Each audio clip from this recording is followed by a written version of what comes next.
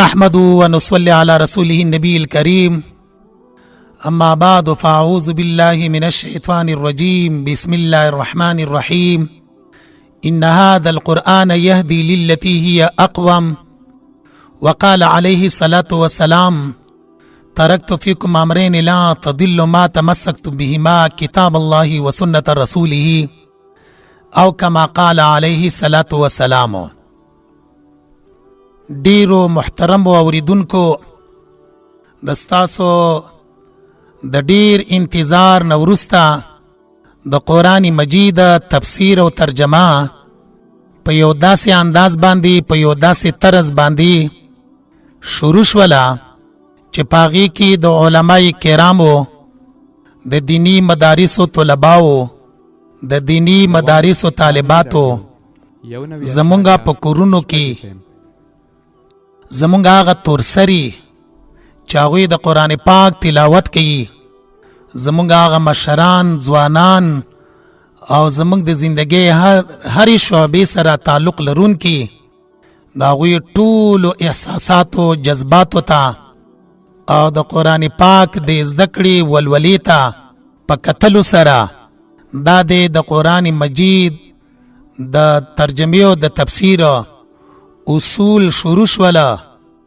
او د دغه ټولو دوستانو او اوریدونکو خیال پکې ساتل شوی دی چې د قرآن پاک د علوم نه مونږ ټول مستفید شو. ټول دغه اهمه فریضه چې د قرآن پاک شفاعت په دې خبره باندې موقوف دی چا چې قرآن پاک سره مینه یي محبت یي. د قرآن پاک د پوه کېدلو دپاره مخکې څه اصول دي، څه ضوابط دي، څه قاعدې دي، څه بنسټونه دي چې هغوی باندې کله مونږ ځانونه پوه کړو مخې ته په قرآن پاک باندې به مونږ ته پوه کېدل آسان وي. او هغه باسواده خلک چې هغوی لیکل او لوستل کولی شي هغوی دپاره دا یو بهترینه موقع ده چې د قرآن پاک د آیاتونو مضامین د قرآن پاک د آیاتونو مفاهیم دا په ډیره اسانه طریقې سره ځان سره لیکلی شي، حفظ کولی شي. د هغه اصولو په سلسله کې او د هغه اصولو په رڼا کې چې کله مونږ قرآن مجید ولولو ترجمه او تفسیر یې وکړو نو الله پاک به مونږ ته د قرآن پاک مخې ته چې څومره احکام دي، قصص دي، امثال دي، دې ټولو باندې به مونږ ته پوهه حاصله شي.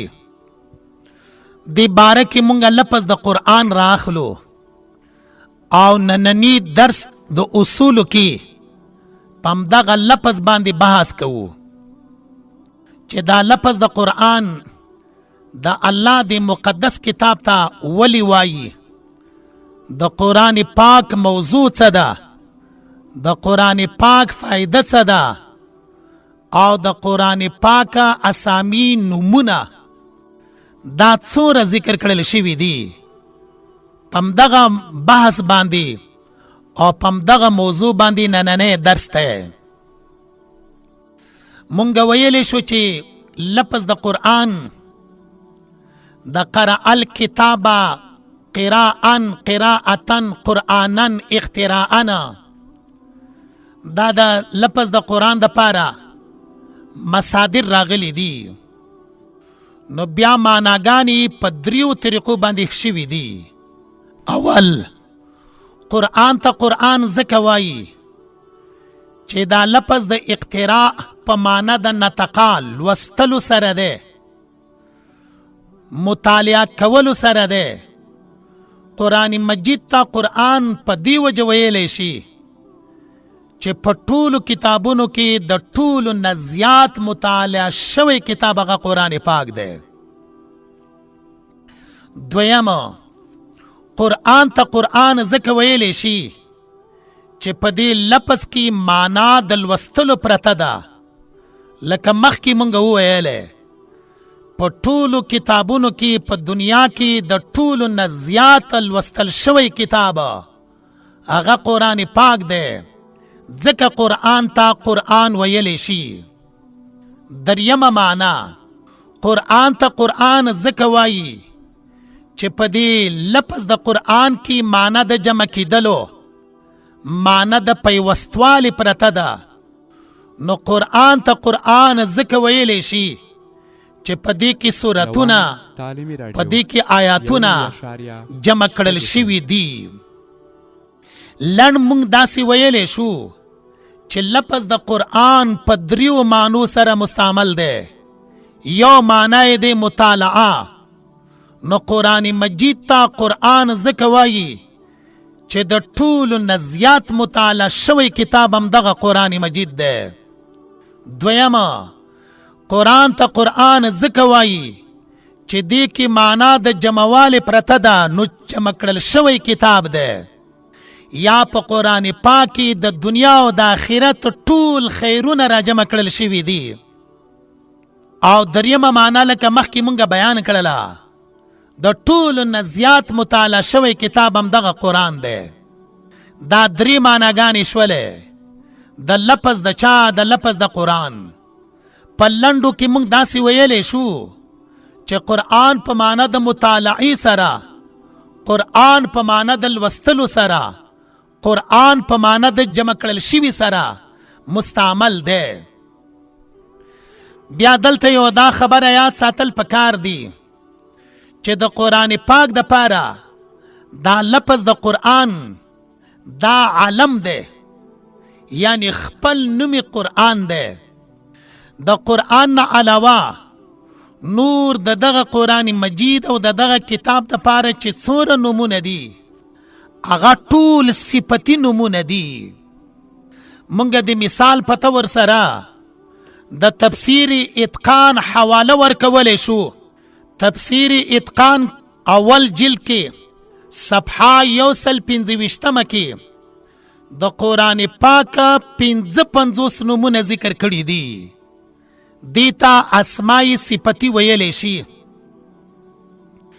د مثال په طور سره قرآن مجید ته په قرآن پاک کې الله پاک لفظ د کتاب استعمال کړی ده. لکه سورت زخرف اول نمبر آیات کی دی حامیم والکتاب المبین. د سورت زخرف دی آیات کی والکتاب المبین لفظی معنی ادا د قسم می دی په کتاب باندې المبین چې ښکاره ده. په دې آیات کې د قرآن مجید صفت الله په لفظ د الکتاب سره یاد کړی ده.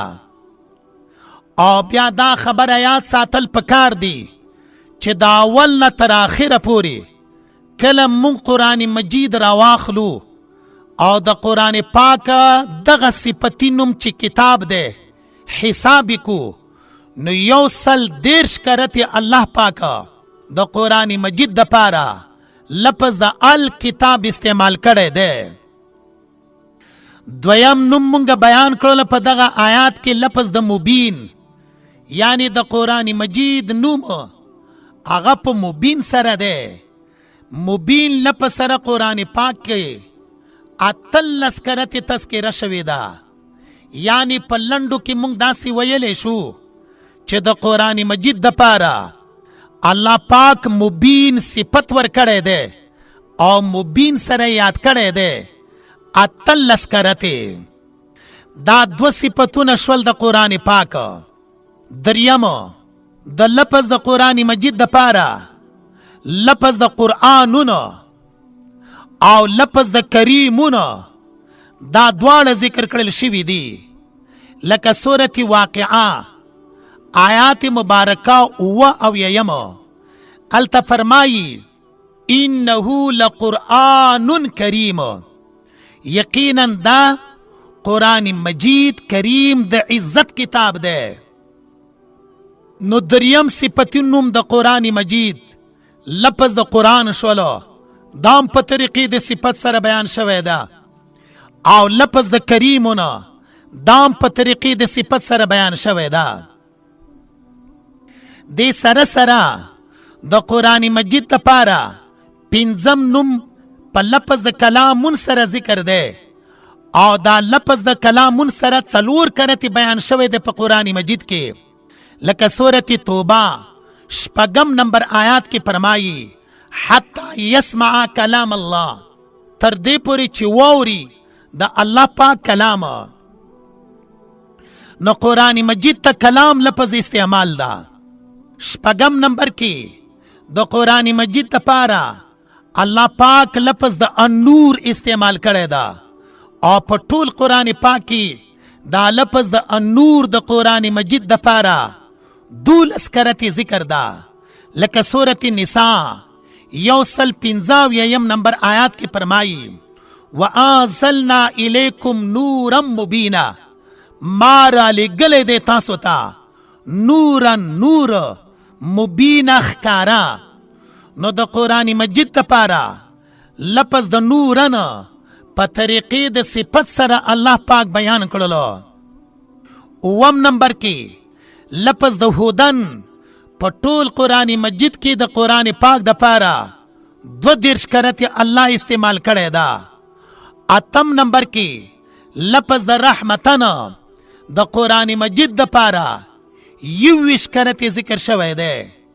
مونږ د بیلګې په تور سره سورت یونس 55 نمبر آیات پیش کول غواړو. هلته کې الله پاک فرمایي هدن ورحمتا للمؤمنین. قرآن مجید هدن ہدایت کون کے دے، ہدایت تے ورحمہ او ترستے دا طرف دا اللہ للمؤمنین دا پار دا مومنانو. نو 9 نمبر کی ہدن 8 نمبر کی رحمتن دا پدی آیات مبارکہ کی دا قرآن پاک صفتنا اللہ پاک بیان کرلا. نہم دا قرآن مجید دا پارا لفظ دا فرقانون 3 کرتی اللہ پاک بیان کرے دے پٹول قرآن مجید کے دے بیلگی پتور سرا. سورت فرقان اول نمبر آیات کے اللہ فرمائی تبارک الذی نزل الفرقان على عبده لیکون للعالمین نذیرا. تبارک الذی برکات والا دے اغا اللہ حغ ذات نزل الفرقان چرا لگلے دے قرآن مجید على عبدی پخپل بندہ باندی. دغه سورہ فرقان اول نمبر آیات کی د قرآن مجید د پارا لفظ د الفرقان بیان شولو. فرقان خپل معنا ده جدا کون کے بیلون کے پا مابین د حق و باطل کی. نو دا نهم نمبر صفت شولو د قرآن پاک د پارا. 10 د قرآن مجید د پارا لفظ د شفاءن 3 کرتے پٹول قرآن مجید کی استعمال دے.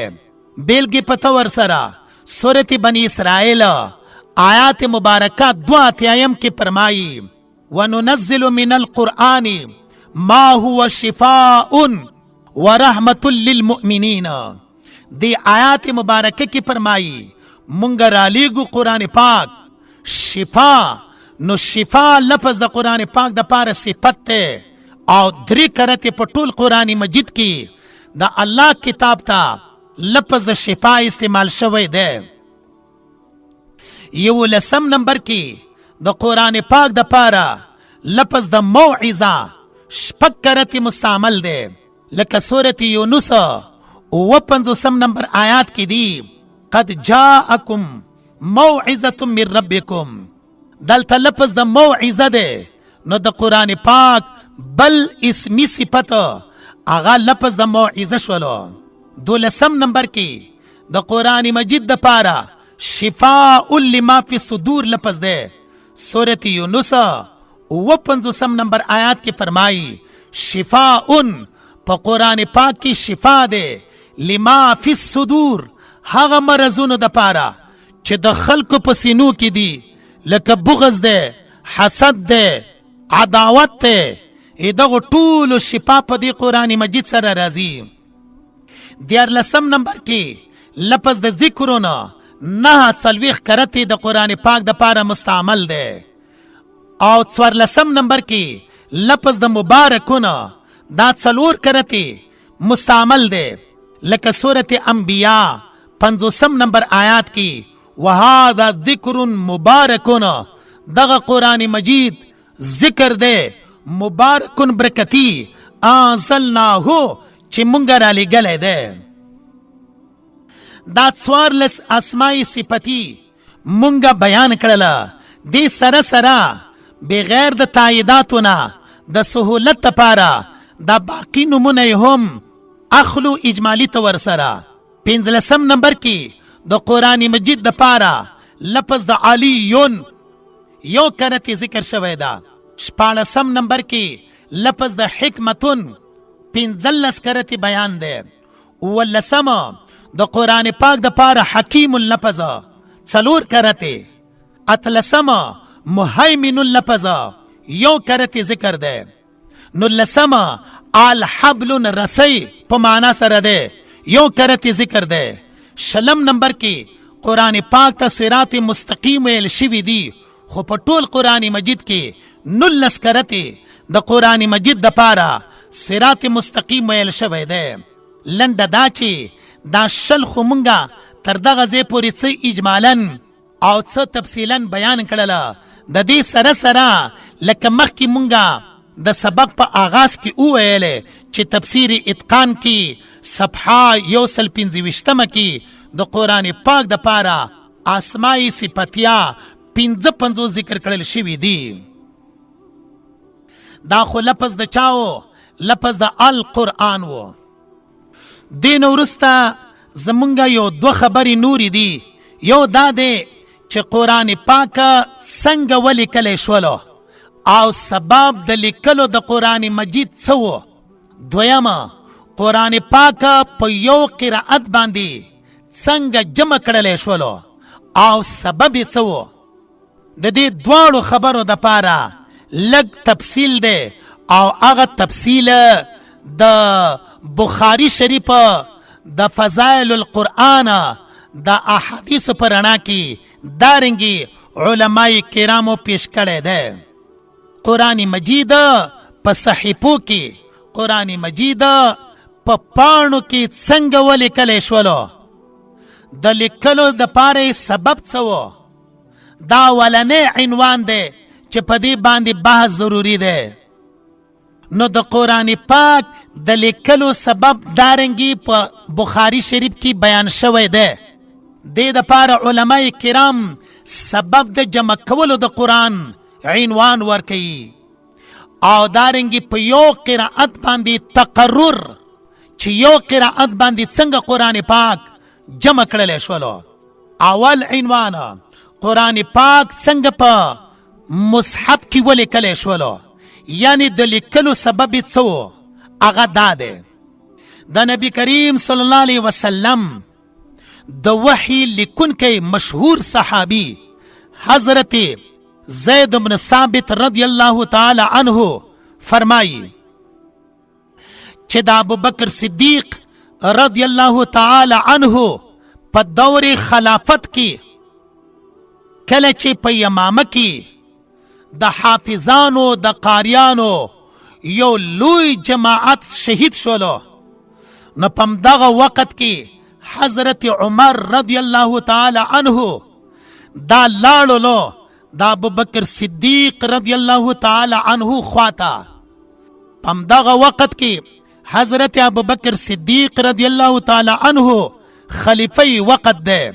نو عمر رضی الله تعالی عنه حضرت ابوبکر صدیق خواته تشریف راوړلو هغه سره کېناستلو او داسې ورته وفرمایلو اے ابوبکر که چرته د قاریانو د حافظانو د شهادت سلسله دارنګي جاری وي نو دا لري نه دی چې د قرآن پاک لوی حصه به ضایع شي.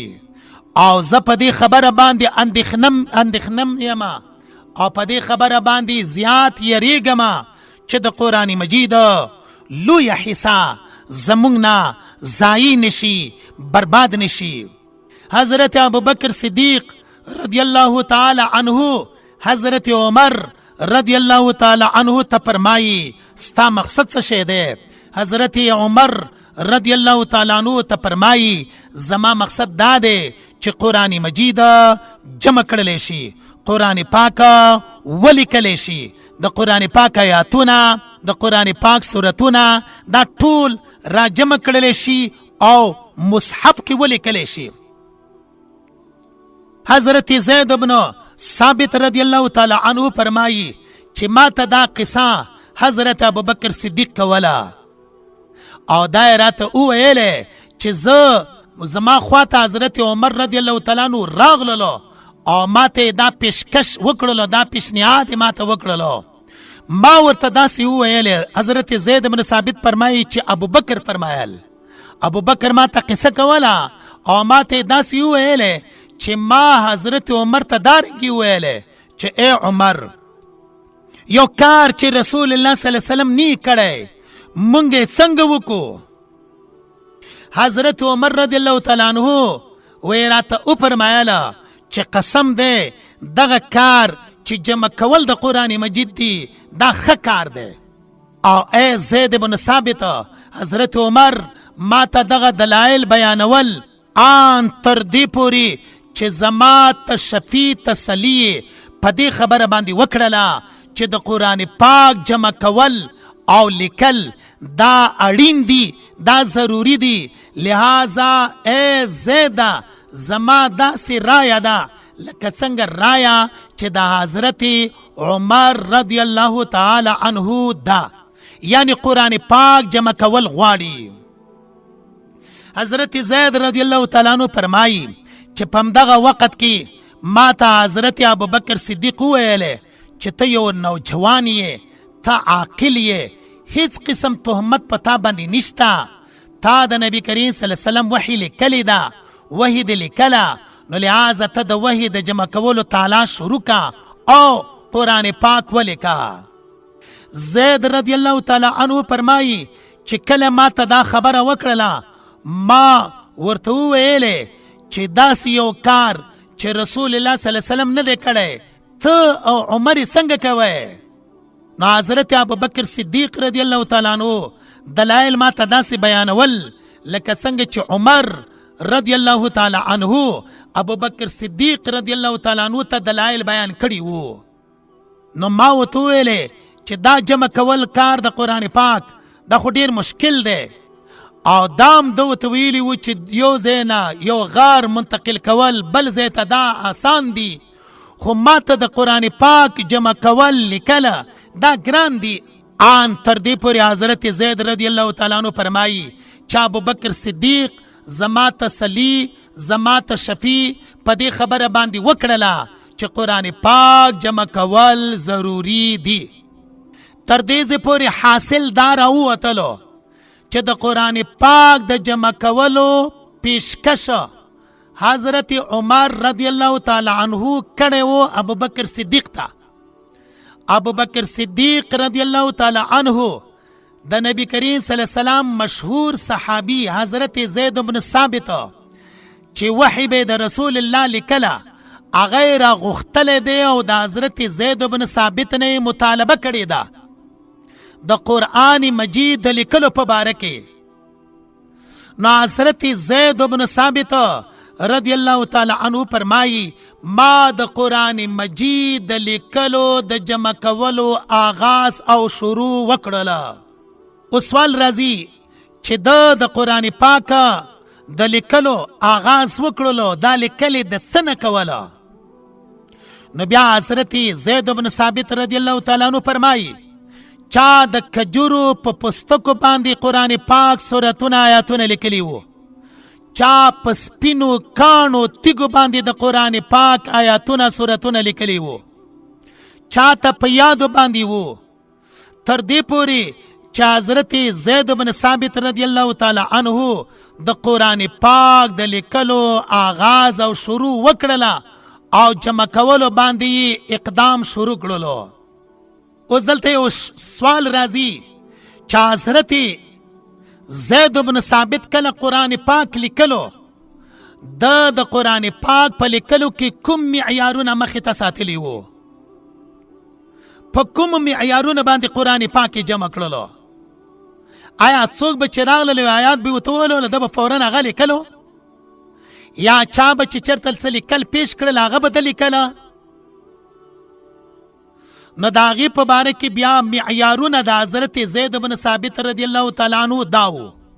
اول حضرت زید بن ثابت رضی الله تعالی عنه پخپلا حافظ د قرآن پاک و. داغه آیات مبارکه موازنه به د خپل حافظي سره کوله. دا یو.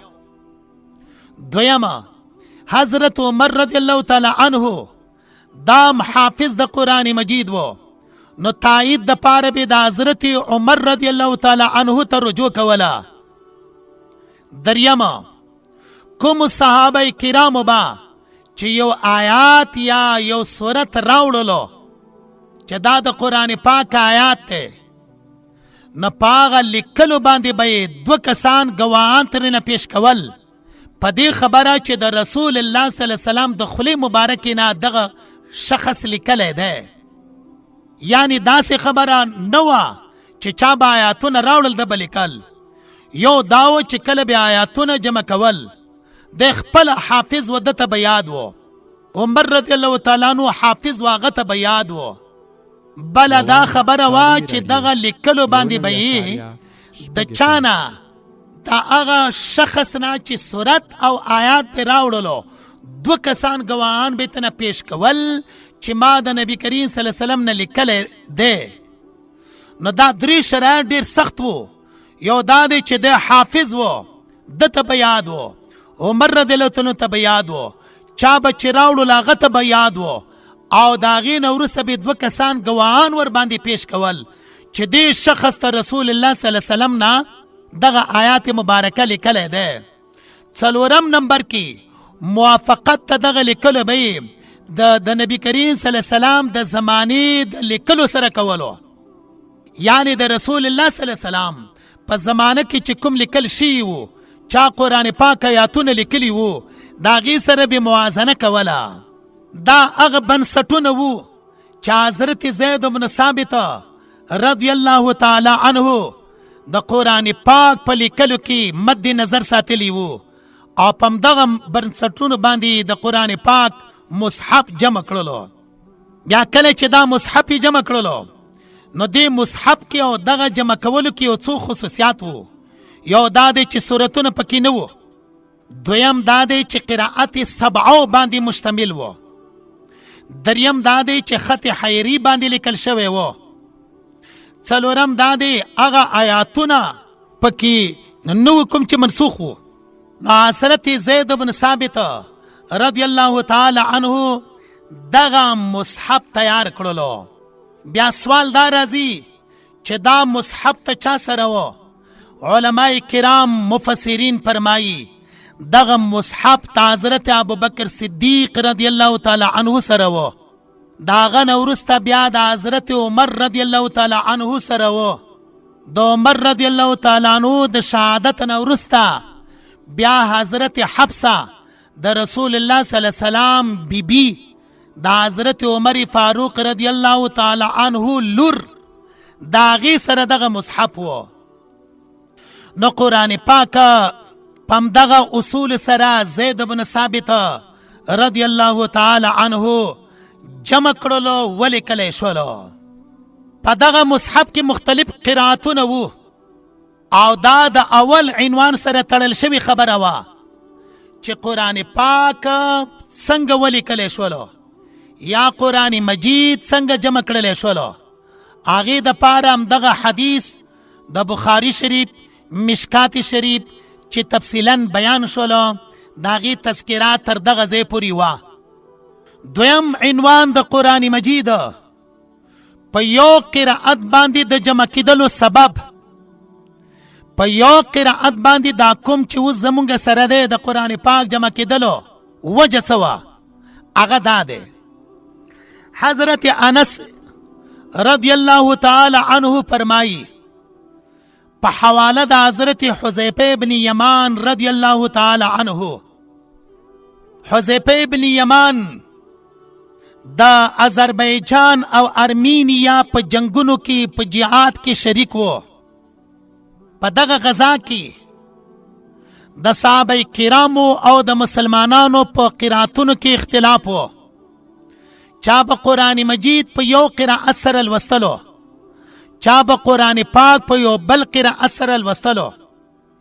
کله چې حضرت حذیفه بن یمان رضی الله تعالی عنه دغه اختلاف ته خلکو معلوم کړلو په آذربایجان او ارمینیا کې نه په ډېرې تعادۍ سره او په عجلې سره مدینة المنورې ته یې ځان راورسولو او د حضرت عثمان رضی الله تعالی عنه دربار کې پیش ولو.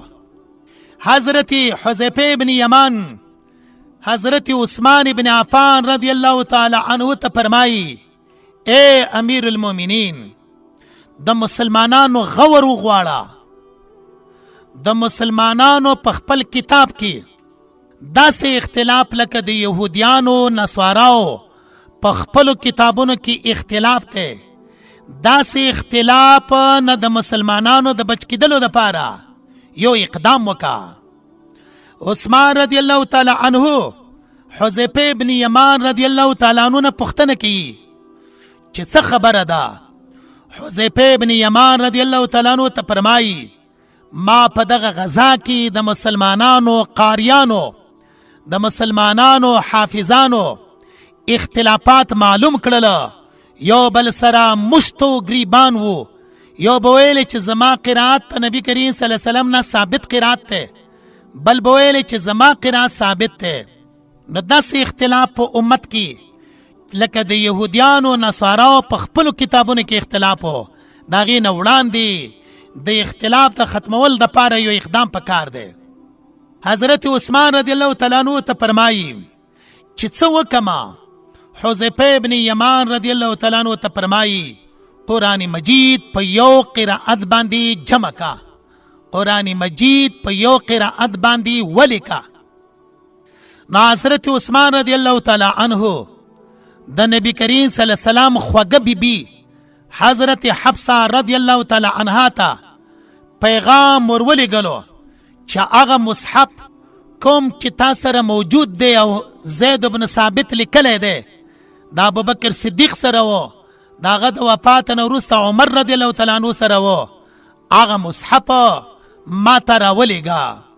نو حضرت حفصه رضی الله تعالی عنها دغه مصحف حضرت عثمان رضی الله تعالی عنه ته ورولېږلو. دغه جمع شوی قرآن عثمان رضی الله تعالی عنه ته ورولېږلو.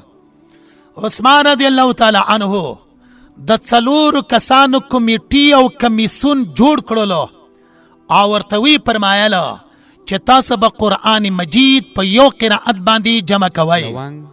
دغه 4 کسانو کمیسون کې اول حضرت زید بن ثابت رضی الله تعالی عنه، دویم عبدالله ابن زبیر رضی الله تعالی عنه، دریم سعد بن العاص رضی الله تعالی عنه، څلورم عبدالله ابن الحارث.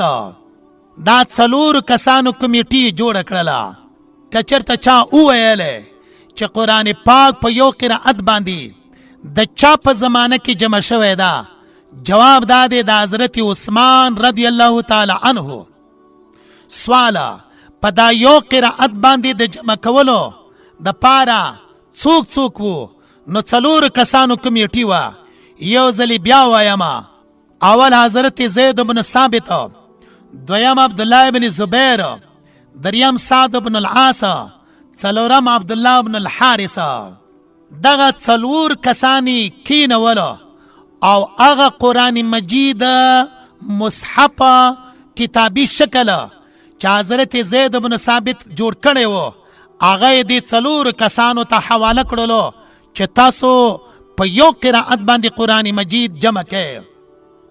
بله دا خبره ورته کړې وه که چېرته ستاسو اختلاف راشي د قرآن مجید په یو قرائت کې، نو د قریشو په ژبه باندې چې کوم قرائت دی هغې باندې ولیکئ. نو دغه 4 کسانو قرآن مجید په مصحف کې په یو قرائت سره ولیکلو او د حضرت عثمان رضی الله تعالی عنه په زمانه کې په دور خلافت کې قرآن مجید په هغه یو قرائت باندې جمع شولو کوم چې اوس زمونږ سره موجود دی. تر دې ځای پورې مونږه 3 غټې خبرې وکړلې. اول لفظ د قرآن مجید تحقیق سره د اسامیو نومونو د قرآن پاک نه. دویم د قرآن پاک د جمع کولو سبب کتابی شکل باندې څه و. دریم د قرآن پاک په یو قرائت باندې جمع کول د هغې سبب. دا درې غټې خبرې مونږ تر دغه ځای پورې بیان کړلې او دا زمونږ د تفسیر په اصول کې دغه درې غټې خبرې تر دې ځای پورې وې. د قرآن پاک د نوم سره اشنایی، د قرآن پاک د لیکلو سبب، د قرآن پاک په یو قرائت باندې جمع کولو عنوان نه وروسته مخې ته زموږ سره درې نورې خبرې دي. اصول تفسیر کې اول تعریف د قرآن مجید، دویم موضوع د قرآن مجید، دریم فائدہ د قرآن پاک. تعریف د قرآن پاک یو هغه تعریف ته چې علم اصول والا د هغې د اصولو په کتابونو کې کړی دی. پښتو کې تعریف دارنګې کولی شي. قرآن مجید یو کتاب دی چې نازل دی په محمد صلی الله علیه وسلم باندې، لیکل شوی دی په مصاحفو کې او د نبی کریم صلی الله علیه وسلم نه منقول دی په نقل متواتر سره چې هیڅ قسم شوبه پکې نشته. دا تعریف د قرآن مجید هغه دی کوم چې علمی اصول والا کړی ده. یو ځلې بیا دوی وایي چې قرآن پاک تعریف دارنګې دی. قرآن پاک یو کتاب دی چې نازل دی په نبی کریم صلی الله علیه وسلم باندې، لیکل شوی دی په مصاحفو کې، د رسول الله صلی الله علیه وسلم نه مونږ ته را نقل شوی دی په تواتر سره چې هیڅ قسم شبه پکې نشته. دا تعریف ته قرآن مجید دی. دویمه خبره هغه موضوع د قرآن پاک. قرآن مجید د څه شي نه بحث کوي؟ د قرآن پاک موضوع څه شی ده؟ موضوع د قرآن مجید هغه توحید دی یا موضوع د قرآن مجید انسان دی. اکثر مفسرین کرام فرمایی د قرآن پاک موضوع هغه توحید د الله پاک یو والی دی. بیا تعریف ته توحید چې توحید څه ته ویل کیږي؟ اعتقاد و عدم الشریک فی الالوهیت و خواصها. عقیده د شریک نه ساتل د الله په الوهیت کې او دارنګې د الله پاک د الوهیت لپاره چې کوم خواص دي. یا د توحید تعریف علماء کرامو دارنګې کړی ده. هو الاعتقاد بأن الله موجود لا شریک له فی ذاته ولا فی صفاته ولا فی حقوق المختصة به تعالی. توحید څه ته وایي؟ عقیده په دې خبره باندې ساتل بأن الله موجود چې الله جل جلاله موجود دی، لا شریک له فی ذاته الله شریک نه لري په ذات کې، ولا فی صفاته نه په صفاتو کې، ولا فی حقوق المختصة به تعالی نه هغه حقوق چې الله پاک پورې خاص دي لکه عالم په هر یو شی باندې. دا د الله پاک د توحید حق دی. نو لنډه دا دی چې توحید کې عقیده وي په دې خبره یو خدا دی چې الله موجود دی، دویم دا د شریک په ذات، صفات او حقوق مختصو کې نه لري. دې ته ویلی شي عقیده د توحید. نو مونږ داسې ویلی شو چې موضوع د قرآن مجید هغه توحید دی او د توحید مونږه دو تعریفونه بیان کړل.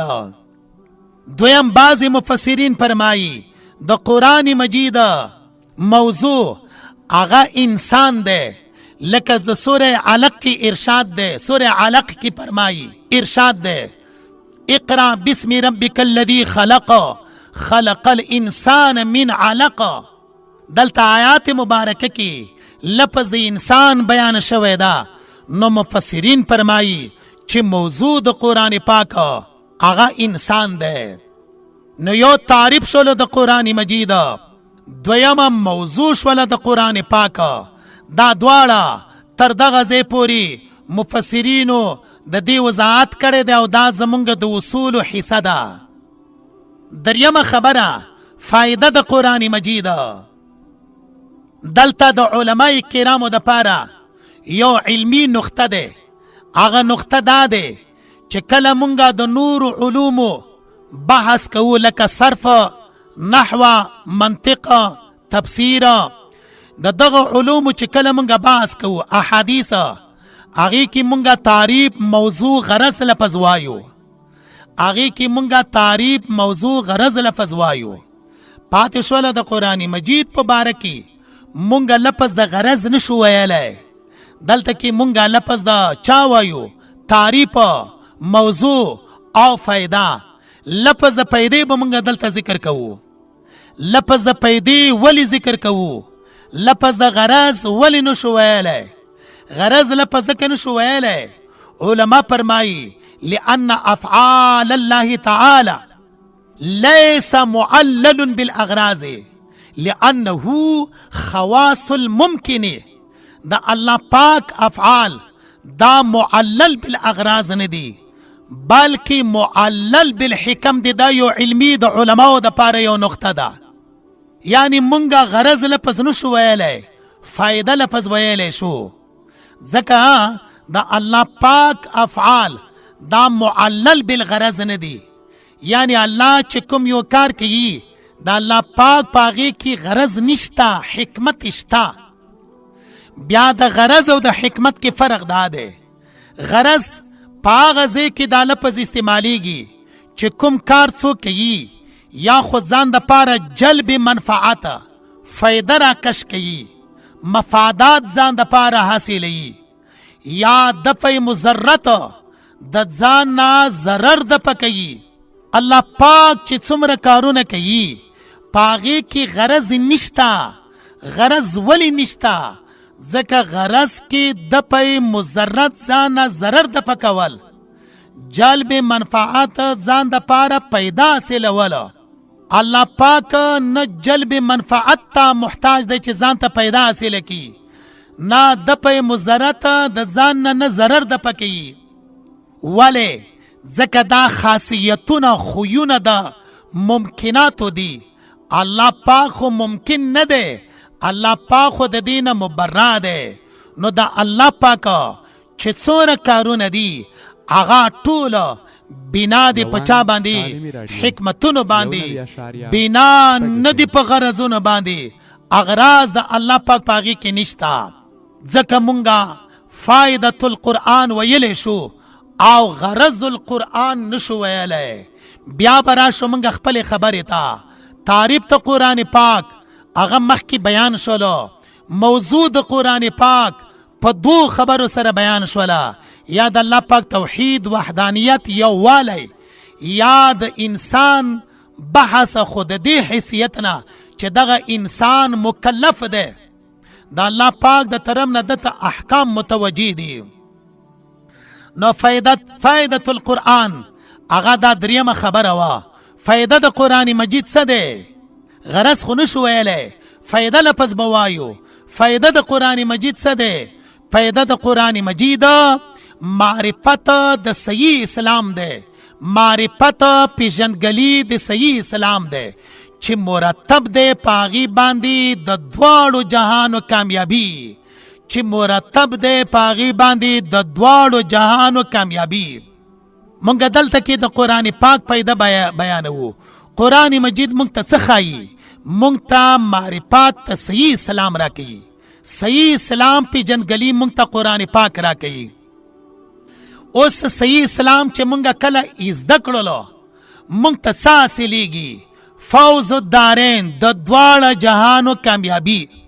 فوز دارین، د دواړو جهانو کامیابی دا مونږ ته حاصلېږي. خو دلته کې سوال دا دی چې نن سبا خو مسلمان د ټولو نه زیات په تنزل کې دی. دته خو معرفت صحیح اسلام شتا خو په تنزل کې ده او نور قومونه هغه په چا کې دي هغه په علو بلندې کامیابۍ کې دي همدغه مسلمان دی چې هغه په تنزل کې دی نو دې نه وروسته دا قید ورسره لګول شوی ده په تقدیر د عمل سره حاصل دا دی چې فایده د قرآن پاک معرفت د صحیح اسلام منګه ترا کوي معرفت د صحیح اسلام منګه ترا کوي چې پاغي باندې کامیابی د دواړو جهان راځي خو شرط پکې دا دی چې عمل ور باندې وشي همدغه وجه ده چې قرآن مجید کې الله جل جلاله فرمایي د قرآن مجید او د مسلمانانو د اعمال په باره کې چې کله دوی صحیح اسلام باندې وچلیږي عمل پې وکي ولا تهنوا ولا تحزنوا وانتم الاعلون ان کنتم مؤمنین خداوند کریم فرمایي تاسو مغم جن کیږئ او مخه پکیږئ تاسو به اوچت وئ په ټولو قومونو باندې بشرطې چې تاسو کامل مؤمنان وئ نو دارنګې آیات مبارکه په همدغه ځای کې د دغه فائدة القرآن د پاره یو څه شی دی یو تایید دی هغه دا دی چې فائده د قرآن مجید معرفت صحیح اسلام دی چې مرتب کیږي پاغي باندې کامیابی د دواړو جهانو په تقدیر د عمل سره یا په شرط عمل سره دا د قرآن مجید متعلقه اصول تفسیر ابتدائی خبرې وي او دا اکثر دا هغه چا د پاره متوجه دي چې هغوی دغه تفسیر لیکي قرآن مجید مضامین لیکي د هر یو آیات نو هغوی د پاره دغه خبرې او دغه بنسټونه ضروري دي چې یاد کی ځکه مخې ته لیکل به بیا په همدغه اصول باندې کیږي هغې په باره کې نننی درس لب لباب حاصل او د هغې نچوړ دارنګې راووتلو چې موږ یو لفظ د قرآن پاک هغې لفظ باندې وضاحت وشولو او بیا یو څو نومونه د قرآن پاک تفصیلا او اجمال کې هغې طرف ته اشاره وشوله دې نه وروسته بیا د قرآن پاک د لیکلو سبب هغه بیان شولو چې د ابوبکر صدیق رضی الله تعالی عنه په زمانه کې لیکل شوی ده مصحف او کتابی شکل باندې دریم عنوان هغه د قرآن مجید په یو قرائت باندې د جمع کولو عنوان و هغه بیان شول چې د حضرت عثمان رضی الله تعالی عنه په زمانه کې د څلورو کسانو صحابه کرامو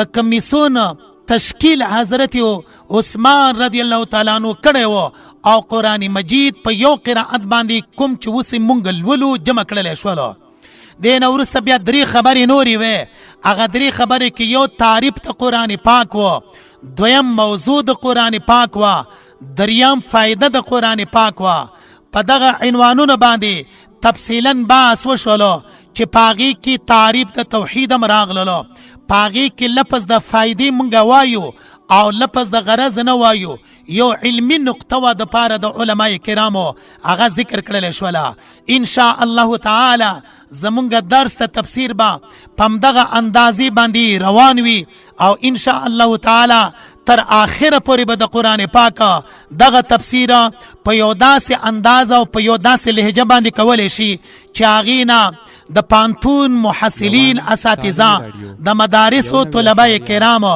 عام مسلمانانو او دارنګې د لیسو چې څومره محصلین دي په کورونو کې زمونږ سیاسري او زمونږ خویندې چې هغوی د قرآن پاک تلاوت کوي او معناګانو سره ناشنا دي د دې ټولو مونږ مد نظر د هغوی ذریات مد نظر ساتلی دي او په همدغه طریقې باندې د ټولو دپاره به ان شاء الله تعالی یو داسې طرز باندې تفسیر بیانیږي چې دې ټول ته نه مستفید شي الله پاک دې مونږ ټولو ته توفیق نصیب کړي او دغه درس الله زمونږ ټول اوریدونکو ته مبارک وګرځي السلام علیکم ورحمت الله وبرکاته